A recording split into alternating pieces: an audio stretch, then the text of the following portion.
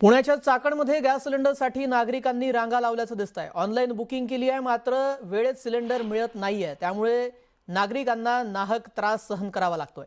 जिल्हाधिकाऱ्यांनी गॅस वितरणासाठी ओटीपी प्रणाली लागू करून 96 तासांमध्ये सिलेंडर देण्याचे आदेश दिलेले आहेत, तर गॅस एजन्सीवर थेट गॅस विक्री बंद ठेवण्याच्या सूचनाही देण्यात आलेल्या आहेत। मात्र या आदेशानंतरही गॅससाठी नागरिकांच्या गॅस एजन्सीच्या बाहेर लांबच लांब रांगा लागल्याचं दिसतंय। अमेरिका, इस्रायल आणि इराण यांच्यात सुरू असलेल्या युद्धाच्या झळा भारतामध्ये बसण्यास सुरुवात झाली असून गेल्या अनेक दिवसांपासून भारतामधील आणि विशेषतः महाराष्ट्रामधील गॅस पुरवठा हा विस्कळीत झाला आहे।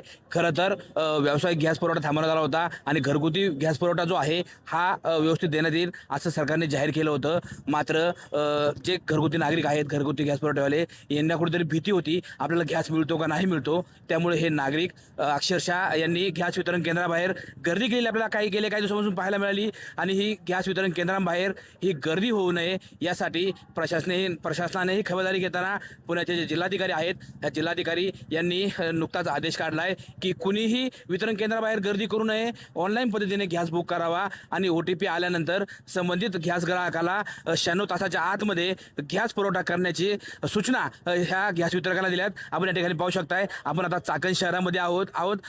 जिल्हाधिकाऱ्यांनी जरी आदेश काढला असला तरी अजूनही हे जे नागरिक आहेत, जे गॅससाठी या ठिकाणी लाईनमध्ये उभे आहेत, यांना विश्वास नाहीये की ऑनलाईन बुकिंगवरती आपल्याला गॅस मिळेल आणि कुठेतरी असुरक्षित भावना या सर्व ग्राहकांमध्ये निर्माण झाल्यामुळे हे ग्राहक आज अगदी पहाटेपासूनच आजही यांनी या ठिकाणी चाकणमध्ये गॅसची लाईन लावलेली पाहायला मिळते। तुम्ही अगदी सकाळपासूनच या ठिकाणी उभे आहेत। जिल्हाधिकाऱ्यांनी आवाहन केलंय की लाईन लावू नका, ऑनलाईन बुकिंग करा, आम्ही तुम्हाला गॅस घरपोच करतो। बरोबर आहे, पण हे ऑफिस वितरक म्हणजे आहे ते साहेबांनी पण इथं नोटीस बोर्ड लावायला पाहिजे सर्वप्रथम, त्यांची ही चूक आहे। आणि दुसरी गोष्ट म्हणजे हे जे ब्लॅकमध्ये विकतात त्यांच्यावर योग्य कारवाई झाली पाहिजे। आम्ही इथं मेन ऑफिसला सकाळपासून उन्हामध्ये उभे आहोत, तर आम्हाला नाही भेटत। मग त्यांनी म्हणतात 96 तासात दिलं पाहिजे। आता 7-8 दिवस झाले, कोणाचे 6 दिवस झाले।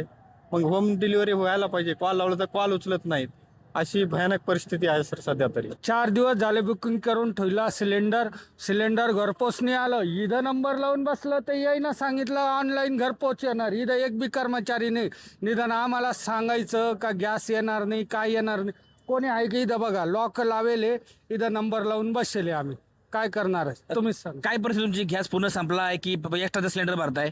आता गॅस पूर्ण संपाच्याच बारीवर आलेला आहे, म्हणून मला एकदम अर्जंट आता मी तर कोण टाकी उसने आणली आणि गॅस नंबर लावला। गॅस पुरवठा सुरळीत कधी होणार असा प्रश्न या नागरिकांपुढे पडला असताना अगदी 600 रुपये रोज कमावणाऱ्या माणसाला 400 रुपये किलोने ब्लॅकचा गॅस आज खरेदी करावा लागतोय। त्यामुळे त्याच्या कुटुंबाचं आणि त्याचं आर्थिक गणित विस्कटलेलं पाहायला मिळतंय। सचिन तोडकर, न्यूज 18 मराठी, चाकण, पुणे।